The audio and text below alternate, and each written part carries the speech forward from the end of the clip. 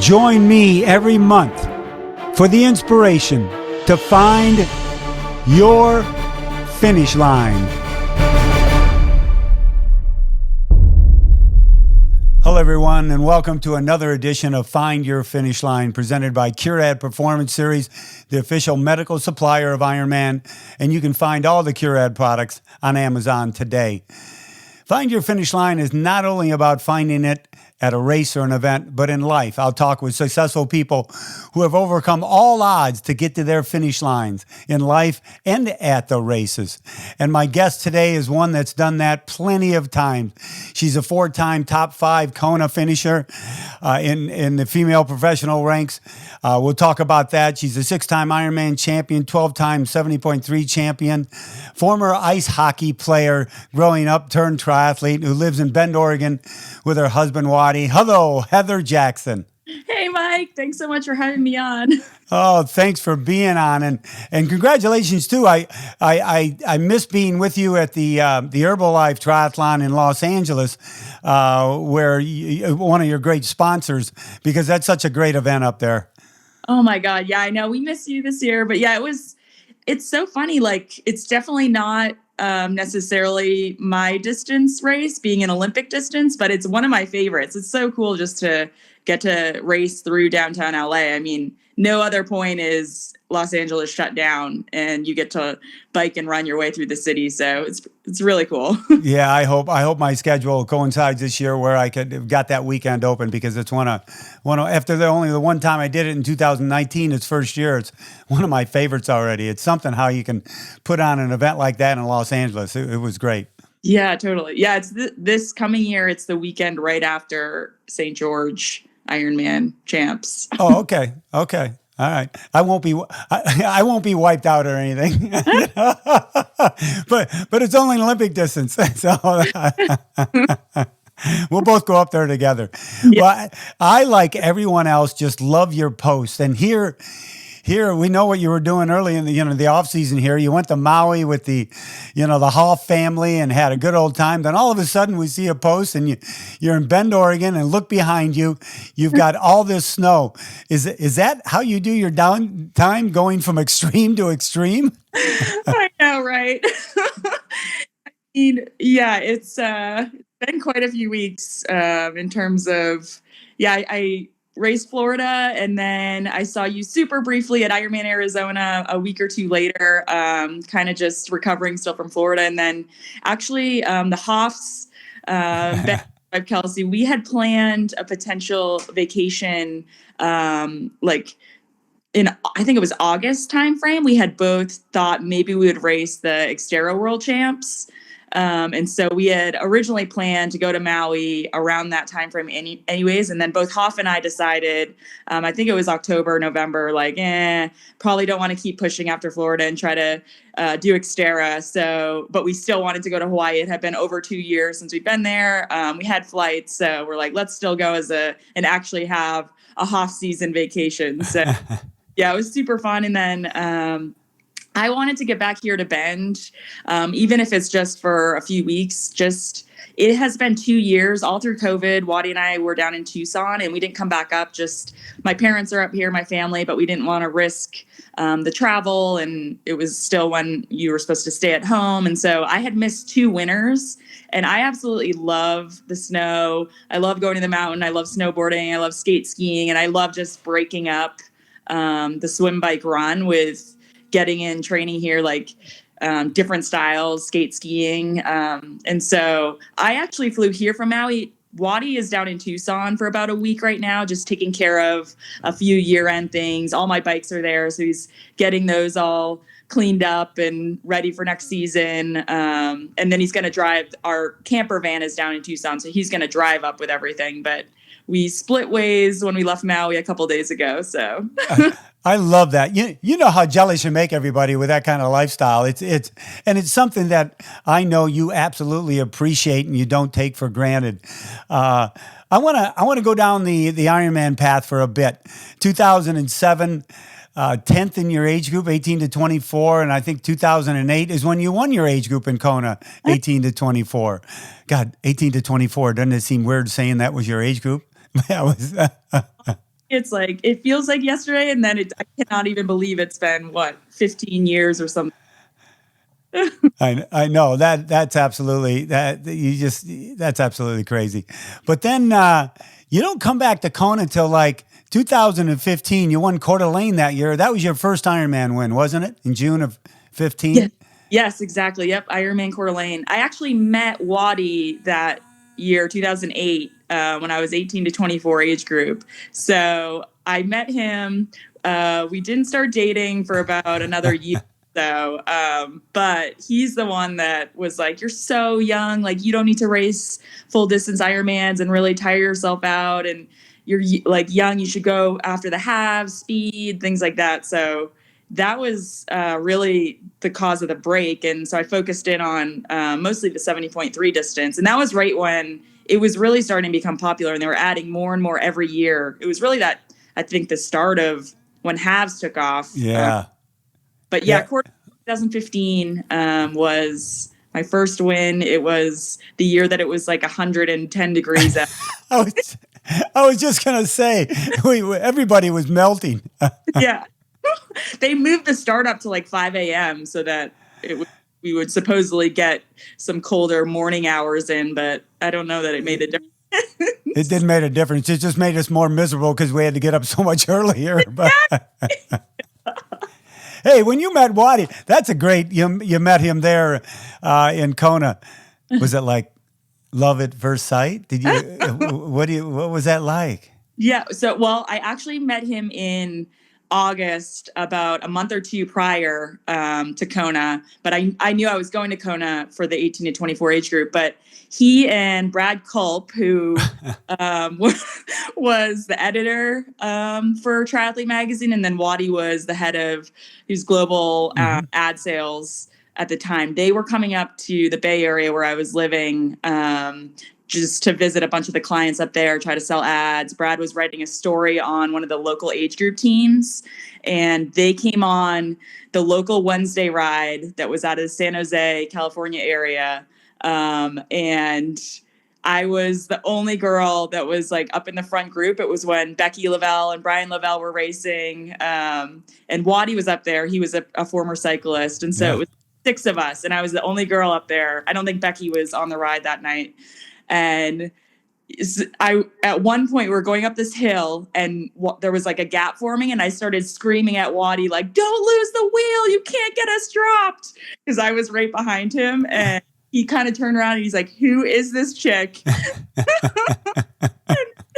The group ride ended, and him, Brad, and he's like, "Why don't you come get beers with us?" So that was literally the first night kind of I knew him, and Brad Culp are literally the first kind of like original people I knew in the sport that have, been a part of it this whole journey.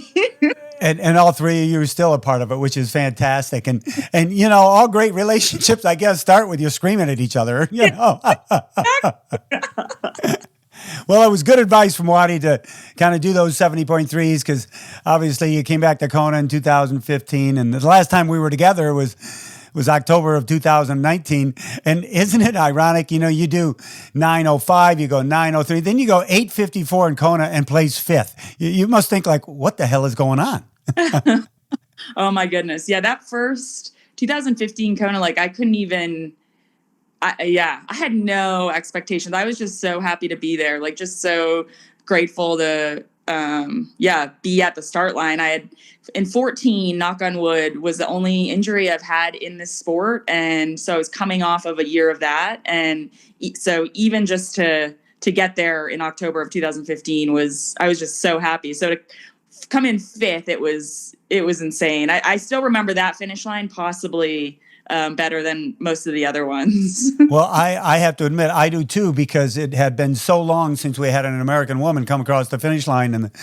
And I remember calling your name, and then it hit me, oh my gosh, she's the first American woman and top 5. It's been, I mean, and I don't, I don't one over the other or country over the other more excited for it, but I was just excited just because it's been so long. So that was I can see why you could look back and go, that was a very special one, and it had to be. Are you happy, Heather, with how the 22, I mean, how this last season of racing went? Yeah, I mean, I guess I mean, it's a hell of a finish.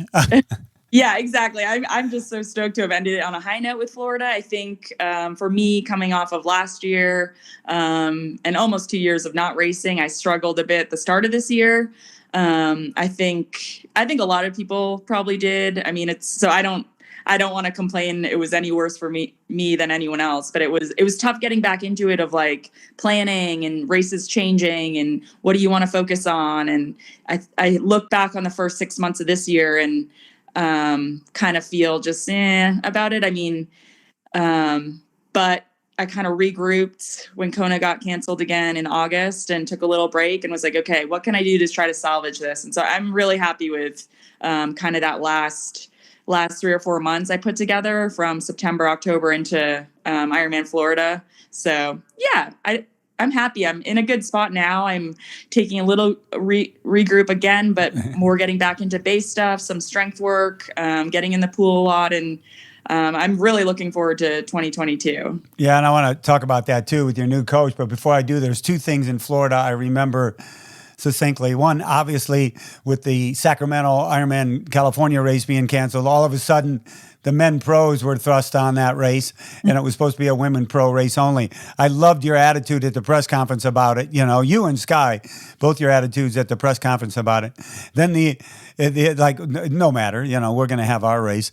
And then the little tidbits of you back and forth with Sky and going back and forth. But when you two you came in and then she came into the finish line, it just seemed like such a great mutual respect because everybody always says, oh, do they like one another? And that, to me, that doesn't really make any difference. Is the respect there? And it seemed like you both had some great mutual respect at that finish line.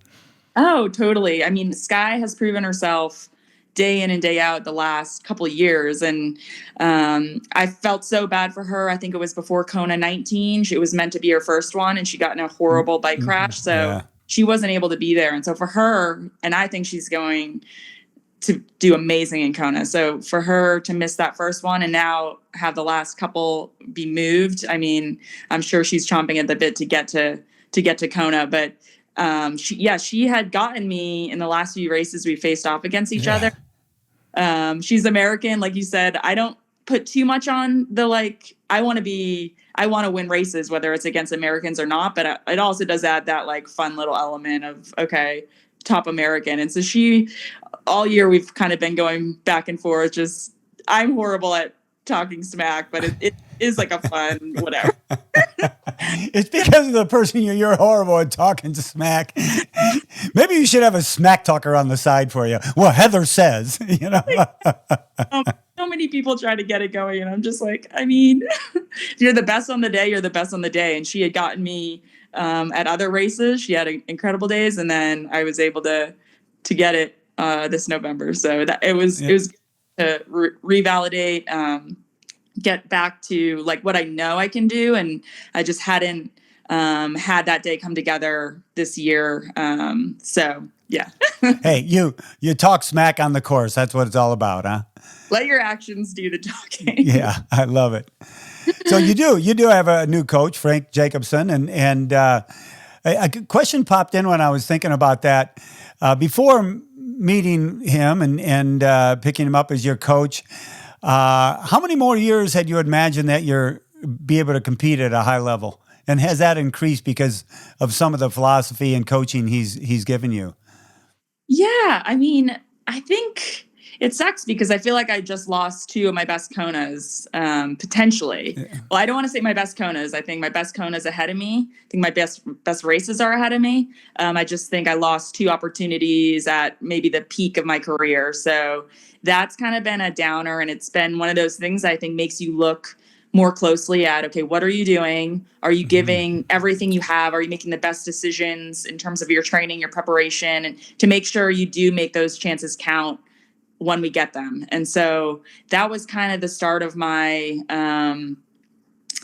I don't know, just evaluating where I was at, where I'm at in my career. Like, I still think I've just started the sport, but like we were mentioning earlier, it's so crazy. I know I'm at the other end of it now, and it's, I don't want to put a time frame on it. In my head, though, I know the chances left are limited to race at the highest level. And so whether that's another year, 2 years, 3 years, I think, I don't know. I think you'll know when you know. I know right now I still have a lot left to give, and I don't feel that I've put that best race out there. And especially at Kona, I mean, Kona's been my goal the last 5 years, and I want to have another really good go there. And so that was the goal when I was looking at what I was doing. And I knew kind of what I was doing the last couple of years wasn't working for me. I felt pretty tired, pretty sluggish, pretty just, I don't want to say what I did didn't help me develop as an athlete, because I think I did a lot of things with my previous coach, Ryan Bolton, who I'll always be grateful to. He taught me a lot about volume, what my body can handle. But I do think I was missing maybe a couple components, the speed component and keeping that freshness coming into races that I needed to get back. And so, I took a little break in August and reevaluated. And I actually reached out to Craig Alexander, who we talked to quite a bit, my Waddy and I. And so I had just talked to him, not about coaching necessarily, just about what he had done in his final few years when he won Kona at, I forget how old he was, 38 or 39. Yeah. And at the end of one of the calls, he was just like, you need to talk to this guy. He was by my side in the final years of my career. He's the smartest coach I know. I really think he can help you. And so he set up a call with Frank. And that's how it started. And literally we just talked almost every day for about 3 weeks, actually. Frank's just, I don't know if you know him at all, but he's an incredible coach. He knows what he's talking about. He knows what he's doing. He's been around it. He's worked with Crowe. He's worked with at the highest level. He coaches Michelle. He coaches Sarah Svens, who just won Cozumel. But at the other end of it, for me, he's a great guy, and he's someone that I can talk to every day. He's very, I don't know what the term is, not blunt, but he literally, I'll load a workout, he calls me. We're on the phone 5 times a day. And for me, I'm a horrible communicator. Ryan can attest to that. I'm not good at saying how I feel. Am I tired? Because I never want to let a coach down or say, oh no, I feel super tired. Maybe I shouldn't do this today. I don't communicate well. And so I think Frank works so well because he is the opposite. If I haven't put in how I'm feeling with the training in one session, he calls. And so he knows. He calls every day, 5 times a day. And it's insane. All leading into Florida, every move was watched by him. So it was insane. Just that level of, I guess, yeah. Well, I've seen, and you have too, you've seen where pros change coaches, change how they approach their training and racing. And a lot of that, I don't know if you'd agree, but a lot of that has to be the mental aspect of it all. All of a sudden, you're switching gears, and change is a good thing for you. And mentally, all of a sudden, you get rejuvenated. Did you feel that happened with you too? 100%. That's the thing. A lot of people will stay with coaches for a while, or maybe be very hesitant to change. And I don't think it's a bad thing. And I think about these things as potentially coaching as a coach in the future, because it's something I'm interested in possibly doing post-career, just sharing what I've learned. And so I think of it as when I'm a coach, if an athlete with me is not responding or is not just needs something new, I don't see that as a negative thing. I think you need to constantly be looking for what motivates you, what is refreshing, what maybe it is just a little bit of change in your training, and that can change everything for you. If you're excited to get out the door, if you're excited to do these workouts, because the workouts are hard, you have to want to do them. You have to believe they're going to do something for you. You have to believe in the plan and the trust, and that comes from so many other things, like you're mentioning the mental side of, okay, this guy is invested. He is calling me every second to ask how this little 100-meter effort in the pool I just did went. That above everything gives you the trust that mattered. That 100-meter effort I just did mattered in the overall prep. And so it gives you that mental component of, you know what, I did everything and I'm here ready, versus standing on that start line like, oh, maybe I didn't, or maybe so-and-so is more prepared. And so it is that mental component that I think is huge. If you're doubting yourself, if you have those, that was the biggest thing for me, for sure. In those last 2 months leading into Florida, it was like every day had a purpose, and it was getting me more prepared. And on that start line in Florida, I was like, I'm ready. That has to be a fantastic feeling, because there's so much involved with triathlon and swim, bike, run, nutrition, the whole deal. You know better than anybody, and age groupers too. And they'll get to the start line and go, all right, I got 2 out of 3 pretty good, but I'm going to suck at this, right? But if you go there with the preparation, it sounds like you did for Florida, you were right there. Speaking of swim, bike, run, what about, you want to improve season to season, and I'm excited listening to you, because I know you're excited about next season coming up. But where do you think the biggest improvements, Heather, are going to come in your racing? Will it be swim, bike, or run?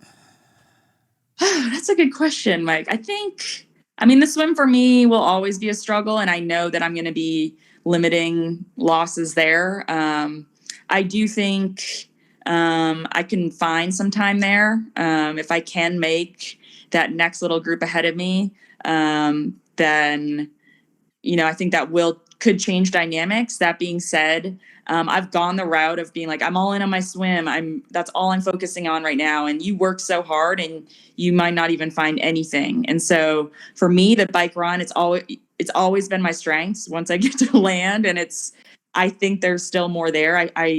We had just started getting going before Florida, meaning my work with Frank. And I had gotten back to the type of workouts I used to do when I got into the sport. And when I got into the sport, I was living in San Diego, down where you are.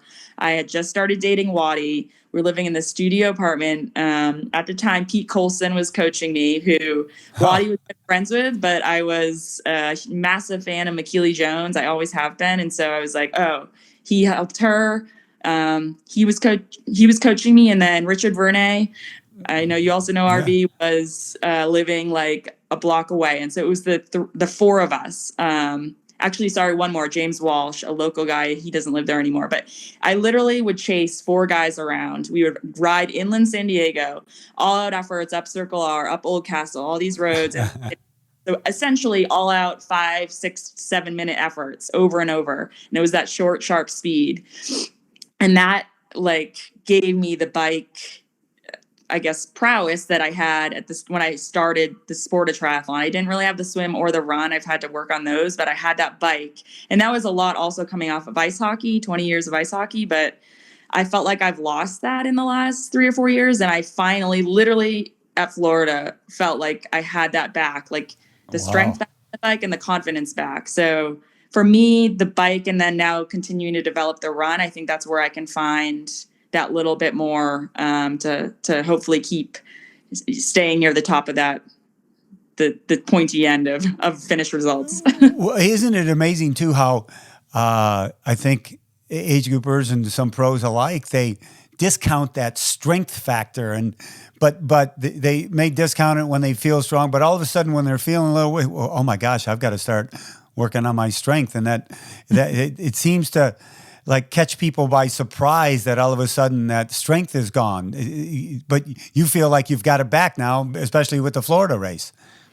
Yeah, it's funny. I mean, you obviously that we have 3 things to work on in our sport. And so it's very easy to get wrapped up in, if I could just swim better, then I'll be up there already and I won't have to bike or run as hard, or not as hard, but at least I can continue to do what I already do. But if you let those other 2 go, it doesn't matter if you get out ahead. You're not going to be as strong on the bike and run. So it's very easy to get, I think, focused too much on one. I think there are times to do specific blocks, like we'll do a 3-week swim block, but then also focus back in on the bike and run. And that's where you have to be very careful with our sport, because it is 3 sports. You can't just, single one out. And so and that's what I feel like I had let go on on my bike, just because I felt like it was always there, and the ice hockey strength had carried over. But after 3, 4, 5 years, like that had started to wane. I'd also tried to lose weight for running because I'm like, oh, I need to look like a marathoner. And then I was trying to like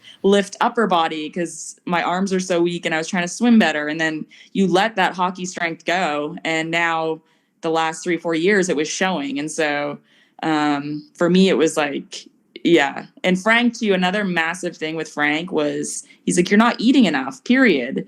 Like, and I was eating more than I ever have in the final 6 weeks leading into Florida. And I was like, Frank, I'm going to gain like 10 pounds. And I didn't. I literally stayed the same weight. I wasn't trying to lose weight. I wasn't counting calories. I was eating like so much. It was so crazy. And all my workouts were better. I was pushing so much more power, like so many more training hours, just because I was literally always full.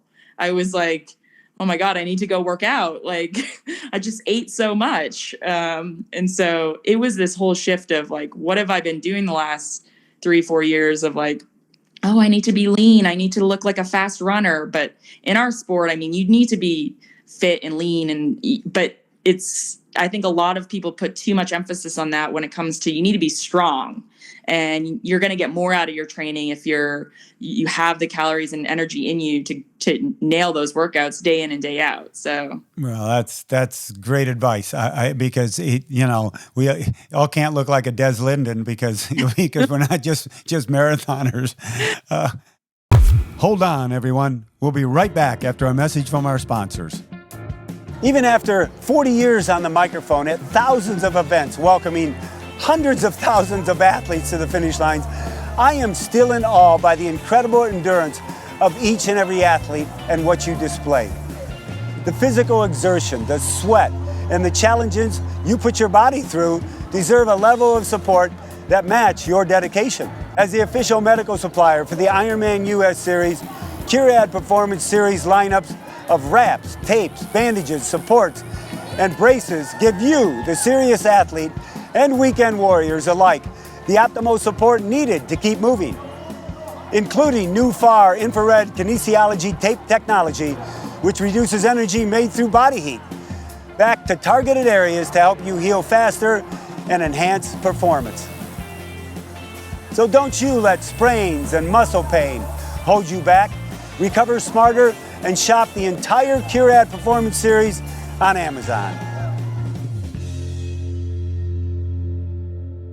I'm going to switch gears a little bit because I just saw where, and I want your opinion on this, the PTO just announced, 3 races with like a prize purse of $1 million. And the schedule of those events are kind of, before Kona, leading up to Kona. Will something like that, affect your Hawaii goals or your year? I mean, I think what the PTO is doing is incredible. It's bringing so much attention to our professional field in triathlon, for sure. That being said, I feel like I'm in a bit of a unique position being near the tail end of my career. And the fact that when I came into this sport, Kona was one of the first races I ever saw. I saw the NBC coverage. I was just out of college and I was like, wow, that is amazing. Like, I want to be there. And so for me, this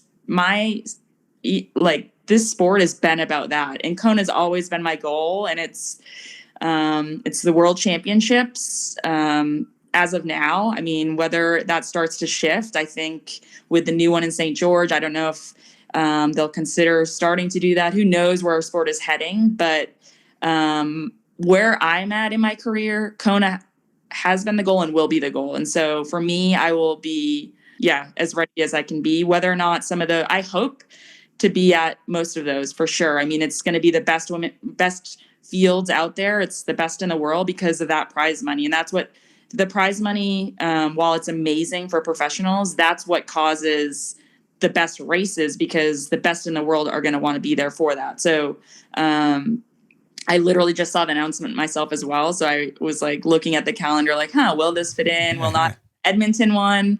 Paula Finley and Eric, they live here in Bend. And so I had known about the Edmonton one. Paula's mom is actually helping race direct it. So that looks like a cool one. It's also, I think, the same time as Placid, which is one of my favorites. So it's one of those. It's I hope to be at some of those. I think what the PTO is doing is going to change possibly the future of the sport and what races become the big championship ones. But for me right now, yeah, I mean, Kona, October 2022 is the goal and what I'm focused on for the next 10 months. Is on the schedule. Yeah. Yeah. Well, I don't know. I just got that feeling of the pros, you're going to, like you, juggle to make it work to your best advantage. That's all you can probably hope for. What the future holds is what the future holds. Who the heck knows?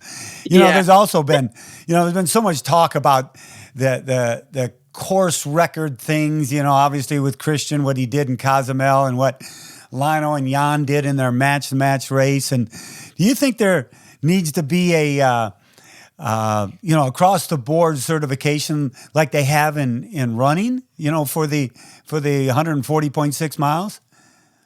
Yeah, that's a good. I saw a bit of that. I haven't read too much on it of the record. I did see stuff floating around out there about that, and I didn't even see if they counted it or not as a record. But it's what makes it tough in our sport is the bike and run you can measure for sure and make it very, I guess, uniform, or what you're saying, make it a certified course. The swim, the swim is tough. You look at a swim like a Chattanooga or Cozumel, like it's downriver. So it could be the right distance, whether it was or not. I missed that, but like that's literally a 10 to 15 minute difference. And then you get a course like Florida, which was, it was correct, but the other way correct because the buoys were moving. Yeah, it was a moving target out there. That's for sure.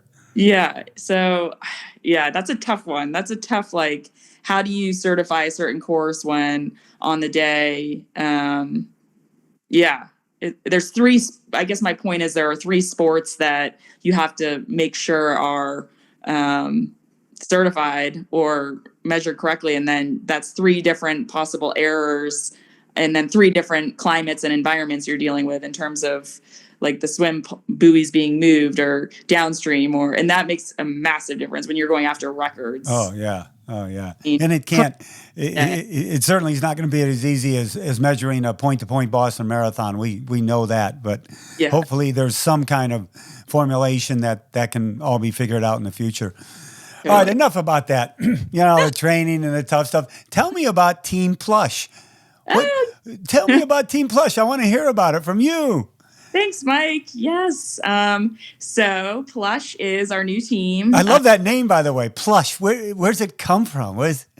Yeah, that's all Waddy. He, back in the 80s when he was still in publishing, before Triathlete, he actually worked for some other magazines, winning one of the big mountain bike magazines in the 80s was called Plush. Ah. It was more mountain bike tribute, like Plush Rye, all these different things. But I guess it was this underground magazine. It wasn't just like a pretty wide circulated, well known, but it had at the time before Twitter and Instagram, all this stuff where you could get all the info you wanted.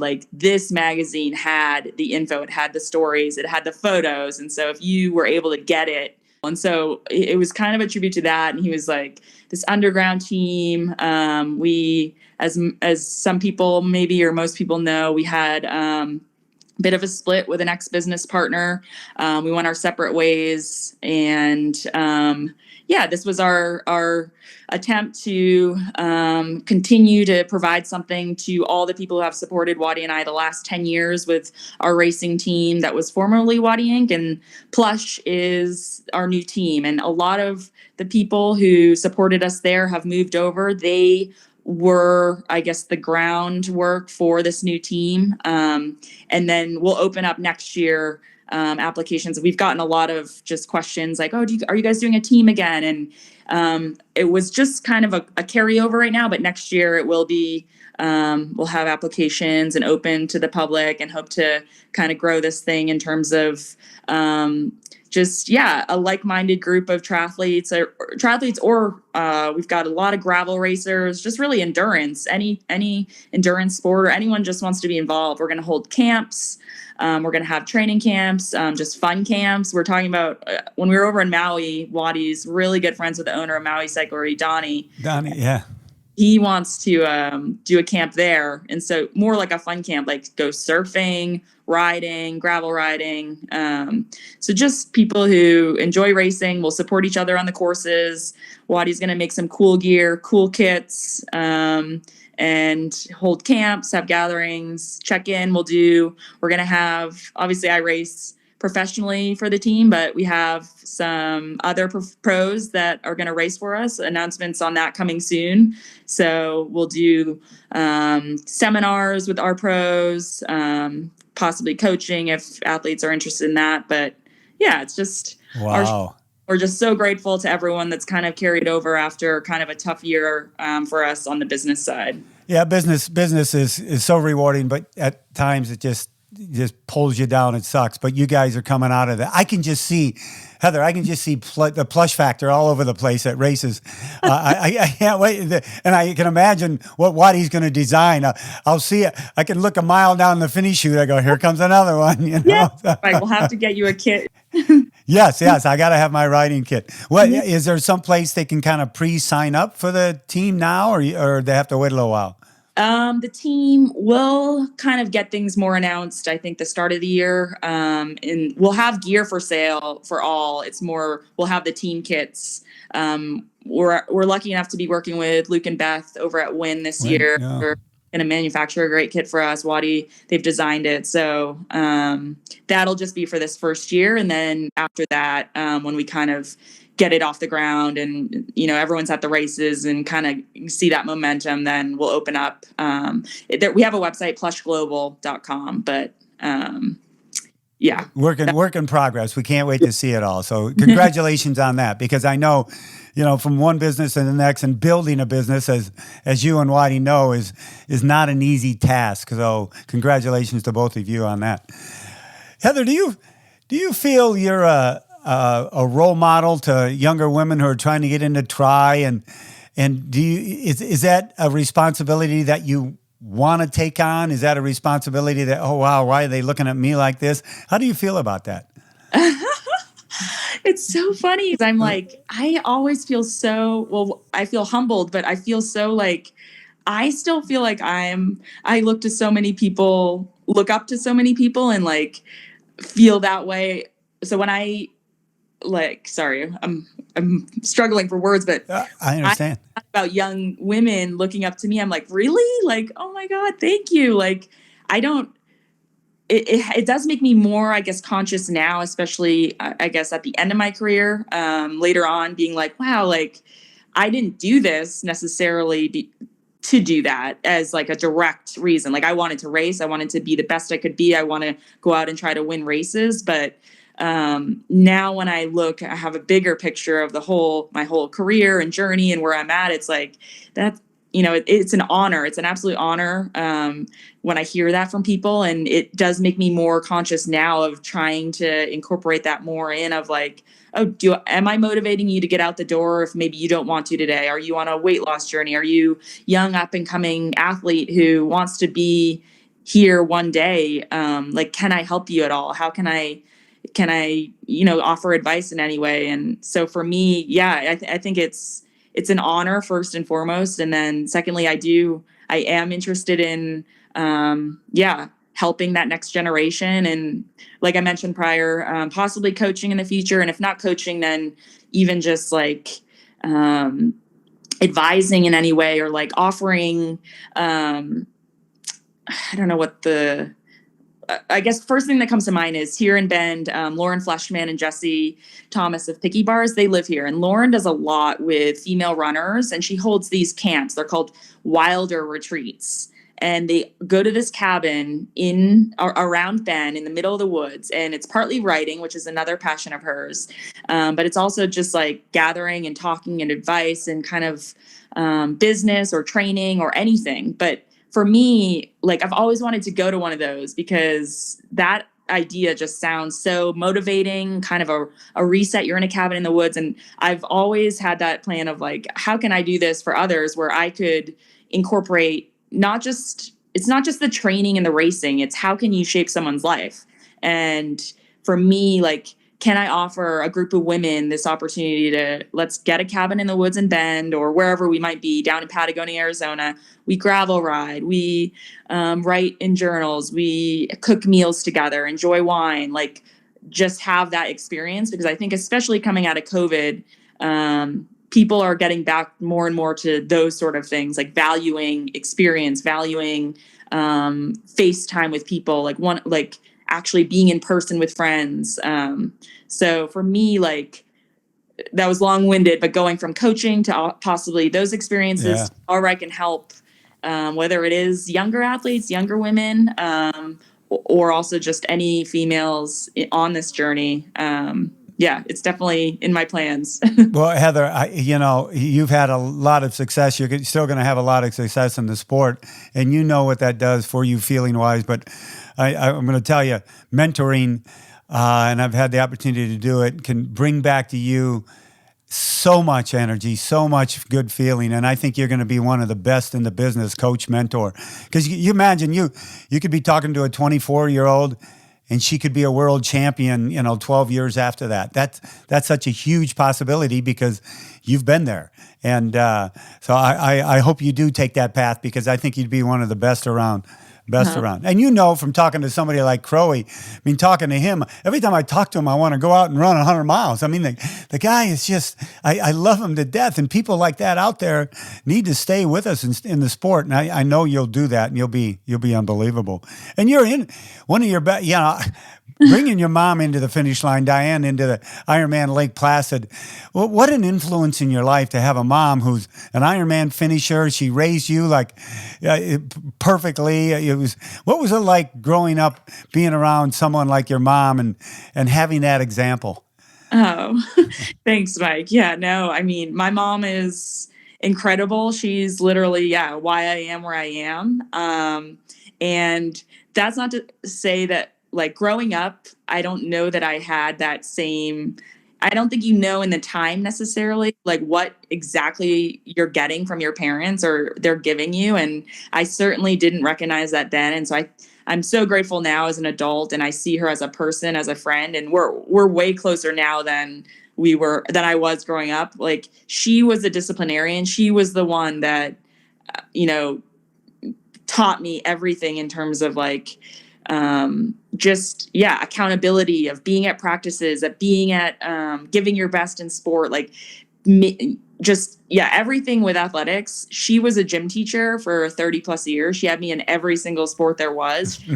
She and my dad were driving me I played on like 5 soccer teams, 5 different ice hockey teams. Like, I played every sport before I specialized in those 2, but basketball, softball, horseback riding, tennis, like gymnastics. I did everything. And they were just like, always about working hard, always about giving everything. And if you worked hard, then, you could be there. Like the whole Ironman thing of like, or I guess Lionel, no limits. My whole childhood of like, why can't you be there? Oh, you want to go to the Olympics? Why can't you work hard? And you could possibly get there. So I had that drilled into me my whole life by them. And so that's what's carried over, I think.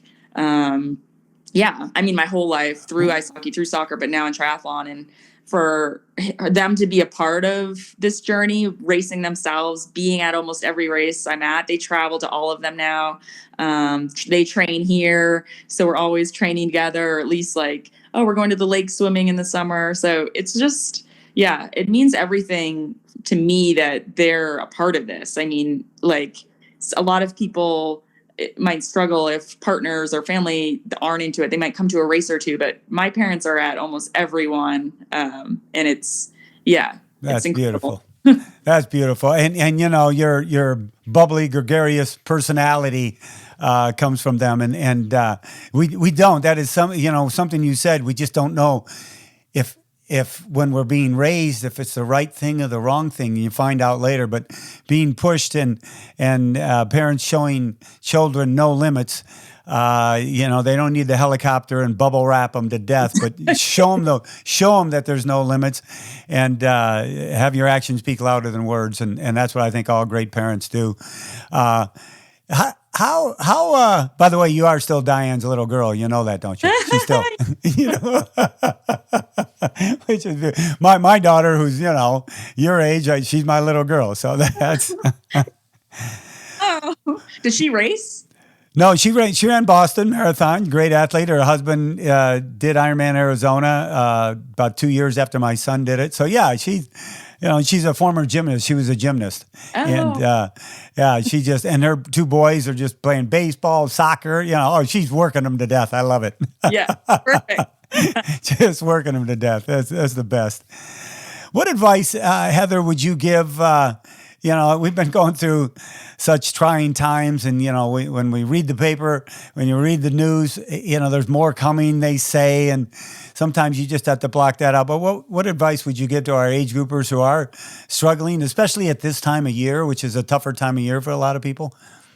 Yeah, totally. I mean, my first advice would be limit the online or the TV or I had to stop getting on every single day or just use on. I mean, I don't want to, I come from a poli-sci background, and I actually wanted to be a reporter when I was in college for one point, and now, so I don't want to bash media, but I literally am you cannot watch that. You don't even know what the source is, and I know. Yeah. It's crazy. So I'm limit that time. Even social media these days, I feel it became, especially when there wasn't much else going on with COVID, it's you get caught up in it, and just get back to getting off that, enjoying time with family and friends. I think my advice, not looking too far ahead or making set plans, at least in terms of triathlon right now.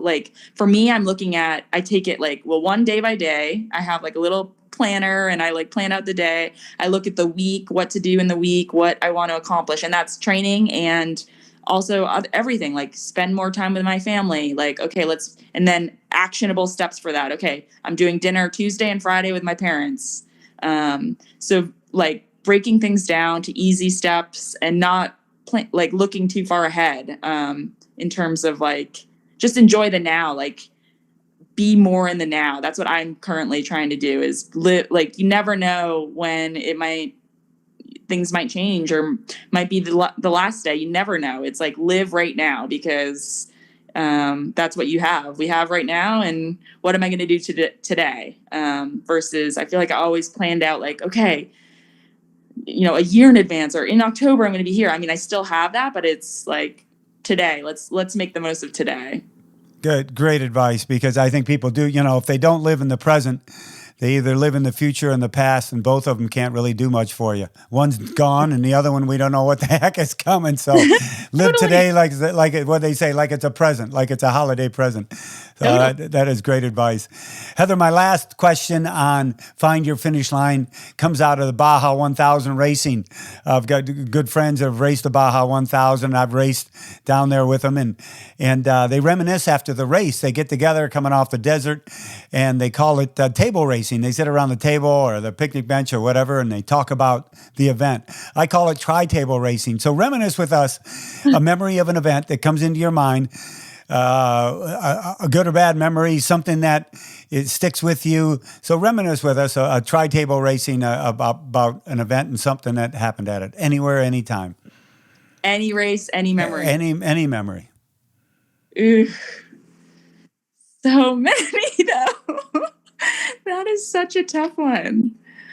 I think I'm gonna have to go with, and not just because I dwell on, okay, I made the podium in Kona, but I was going through Kona photos the other day looking for some flashbacks, and Waddy was also on a call the other day with Joe Gambles, who was coaching me at the time. So my memory is the year I got third in Kona in 2016. Joe was coaching me.